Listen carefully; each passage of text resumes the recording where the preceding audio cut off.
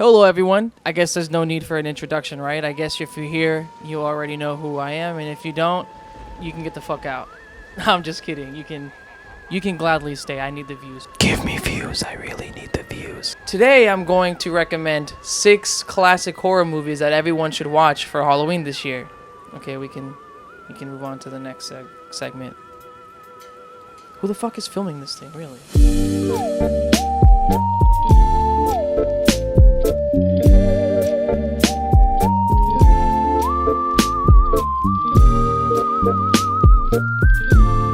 Directed by David Cronenberg, starring Jeff Goldblum and Gina Davis. You know, that lady from Beetlejuice, and I think Stuart Little. I didn't really do a lot of research for this. Jeff Goldblum has one of his toys from the science lab, and it's a teleporter. A teleporter that has not yet teleported humans. As the story goes on, Jeff Goldblum's character figures out how to teleport humans from one pod to the other. And from there, it just immediately gets worse. A fly comes in, all hell breaks loose. This isn't a story that gets any better, it only gets worse.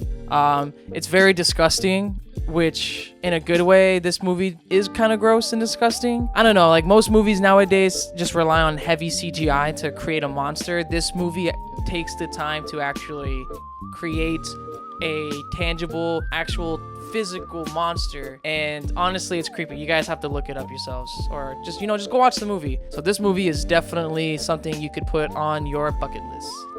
Ching.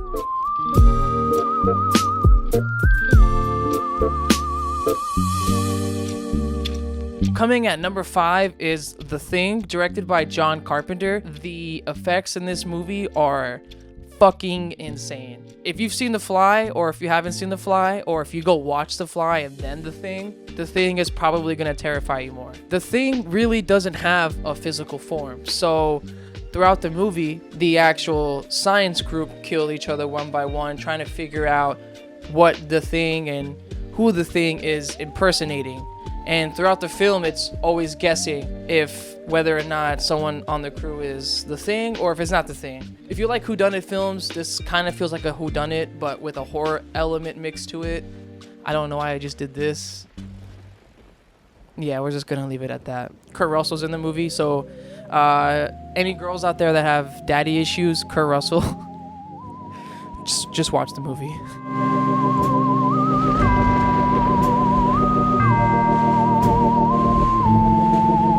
Right off the bat, this one's gonna be a little bit short. It's another movie that's really disgusting. Yep. If you don't like rape, please don't watch it.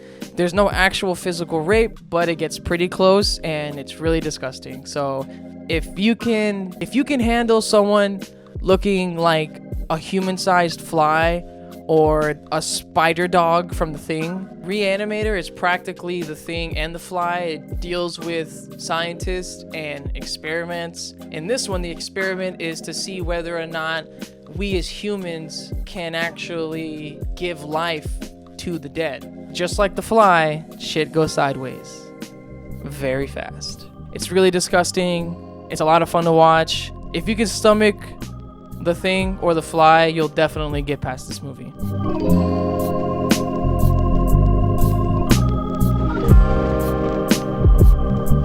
So coming in at number 3, we are talking about Wes Craven's A New Nightmare, aka A Nightmare on Elm Street. I don't know why I'm doing this. A Nightmare on Elm Street is basically the movie that kicked off Johnny Depp's career. A movie about a predatory school gardener who ends up dying in a fire and then decides to start haunting kids' dreams. If you enjoy good suspense, tension, and gory kills, this movie is unlike any other. Even in today's standards, this movie holds up. I give it a thumbs up.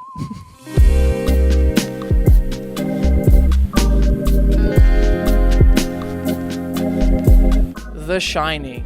Yes, The Shining. A lot of people find it boring. Stephen King initially hated it, but has come around to actually liking it. You know there was a long-lasting effect on the creator if he's finally come around to, liking an adaptation of his own work. The Shining is directed by Stanley Kubrick. Jack Nicholson gives a really great performance. It's a slow burn kind of movie, so if you can deal with something like that, then by all means, go ahead and watch it. I recommend it. It's why I'm making this video. Of course, duh. Looking into this camera, being on camera is so weird. Ah!